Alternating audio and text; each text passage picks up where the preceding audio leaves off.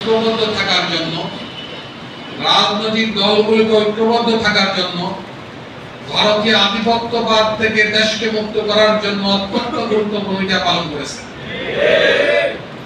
প্রধান উপদেষ্টার সাথে তিনি গতকাল সাক্ষাৎ দিয়েছেন এবং দুইটা বিষয় তিনি শুরুতে বলে আসছেন।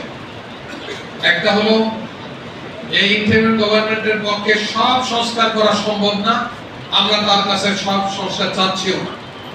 ইতিমধ্যে আপনারা জানেন বাংলাদেশ জামাত ইসলামী সহ অন্যান্য দলের সাথে 5টি বিষয়ের সংস্কার শুরু করেছে।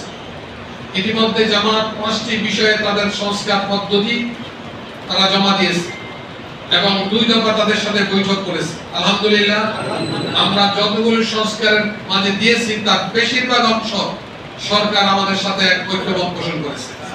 আমরা সরকারের দেওয়া সংস্কার যে কয়েকটা পয়েন্ট আছে সেই ভালো পয়েন্টগুলোর সাথে আমরা ঐক্যমত পোষণ করেছি। এখন 2টা বিষয় আমাদের সামনে আমরা জানাতে চাই সাংবাদিক বন্ধুদের মাধ্যমে।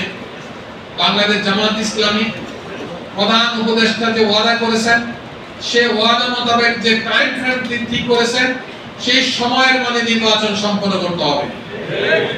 দ্বিতীয় যে বিষয়টা আমরা শুরুতে বলে আসছি সেটা হলো যে একটি সংস্কার ছাড়া জামাত ইসলাম কোন নির্বাচন মেনে নেবে না। জামাত ইসলাম 14, 18, 24 সালের মতো কোন ইলেকশন দেখতে চায় না। সুতরাং ইলেকশন সংক্রান্ত বিষয়ে আমরা এই সরকারের কাছে যে সংস্কার নিয়ম পদ্ধতি দিয়েছি, আমরা বিশ্বাস করব একটি ক্রেডিবল ইনক্লুসিভ ইলেকশনের জন্য সরকার সে পন্থা অবলম্বন করবে। আমাদের সবচেয়ে বড় চাওয়া হলো একটি কেয়ারটেকার সরকারের মাধ্যমে যেন নির্বাচন সম্পন্ন হয়। এই নির্বাচন কমিশনার যারা আছেন তাদের প্রতি আমাদের অনুরোধ থাকলো আপনারা স্বচ্ছতার পরিচয় দিবেন। অতীতের নির্বাচন কমিশনাররা দলবাজি করেছে, আপনারা সেই দলবাজি করবেন না বলে আমার বিশ্বাস, কারণ আপনারা কোনো দলের নন। আপনারা দেশের মানুষকে একটি সুন্দর নির্বাচন উপহার দেন। এদেশের 4 কোটি মানুষ গত এখন পর্যন্ত ভোটাররা ভোট দিতে পারে নাই। 4 কোটি ভোটার ভোট দিতে পারে নাই। কেন পারে নাই? পারে নাই প্রথম তো হয়ে গেল 151টা নাকি, আর দ্বিতীয়টা হলো কি রাতের ভোট। দিনের ভোট কবে হয়েছে? রাতে হয়েছে। আর দ্বিতীয়টা কি হয়েছে? আমি মামু আর দামি নাকি। সুতরাং 4 কোটি ভোটার ভোট দিতে পারে নাই। আমাদের বিনীত অনুরোধ থাকবে নির্বাচন কমিশনের উপর এমন একটি স্বচ্ছতার পরিচয় দিবেন মানুষ যেন স্বতঃস্ফূর্তভাবে তার ভোট প্রয়োগ সম্পন্ন করতে পারে। সর্বশেষ কথা, সম্মানিত প্রিয় ভাইরা, এই পেশির সরকার 16 বছরে জাতির উপর একটি জগদ্দল পাথরের মতো বসেছিল।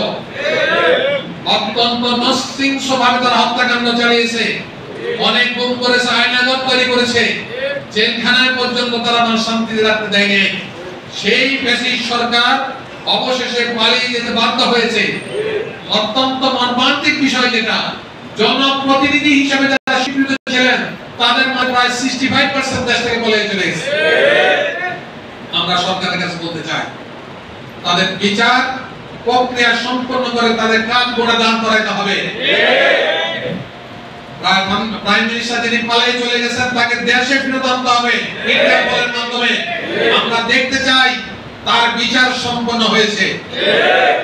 সুতরাং আমরা আপনাদের কাছে আবেদন রাখতে চাই আগামী যে নির্বাচন, এই নির্বাচন আপনারা স্বতঃস্ফূর্ত নির্বাচন হবে ইনশাআল্লাহ।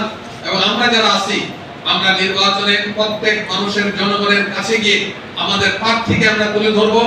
আমরা এই আসনে যে প্রার্থী দিয়েছি তিনি শুধু দেশের মাঝে সীমাবদ্ধ নন, তিনি আন্তর্জাতিকভাবে একজন সাক্ষী স্বীকৃত এবং পরিচিত একজন প্রার্থী। সুতরাং আমার বিশ্বাস আমাদের কাজ করতে সহজ হবে এবং মানুষের ধারে গিয়ে আমরা তার কথা স্বতঃস্ফূর্তভাবে বলতে পারবো। এই আবেদন নিবেদন জানিয়ে আমার কথা শেষ করছি। আসসালামু আলাইকুম ওয়া রাহমাতুল্লাহি ওয়া বারাকাতুহু।